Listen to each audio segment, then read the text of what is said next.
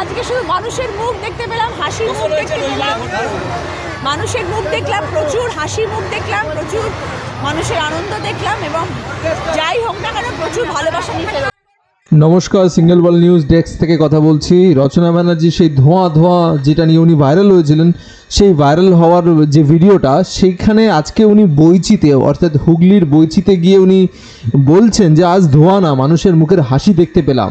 তাহলে কি আগে উনি হাসি দেখতে পেতেন না? আগে শুধু ধোঁয়া দেখতে পেতেন আর উন্নয়ন দেখতে পেতেন, আর আজকে উনি মানুষের হাসি দেখতে পেলেন? জানি না এরা তারকা প্রার্থী, এদের নিজস্ব কোনো মানে সিনেমা জগতের পরিচিতি নিয়ে সেই অভিজ্ঞতাকে কাজে লাগিয়ে তারা যে কতখানি রাজনীতিতে প্রভাব ফেলতে পারবে তা নিয়ে একটা বড় সড়ো একটা আমাদের প্রশ্ন চিহ্ন রয়েছে। কি বলবেন দর্শক, হুগলি থেকে রচনা ব্যানার্জি কি জিততে পারবেন? আপনার কি মনে হয় নিশ্চয়ই কমেন্ট সেকশনে জানাবেন। যদি ভিডিওটি ভালো লেগে থাকে তাহলে ভিডিওটিকে লাইক করুন, চ্যানেলটিকে সাবস্ক্রাইব করুন আর ভিডিওটিকে শেয়ার করে দিন। বাকি ভাষণটা এবার শুনুন।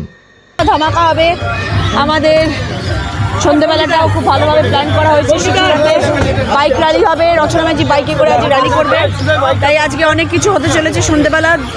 তো আমরা ভালো করে করবো সব কিছু। আর সবাইকে আমার যাদের কাছে আমি এতদিন ধরে গেলাম, সবার কাছে আমার বিনীত অনুরোধ, সবাই যেন পাশে থাকেন, আশীর্বাদ করেন। আমি আমার যথাসাধ্য 1.5 মাস ধরে করেছি, এবার উপরওয়ালার হাত। বলছি দিদি সেকেন্ড আসেননি, আজকে এলেন, কি বলবেন?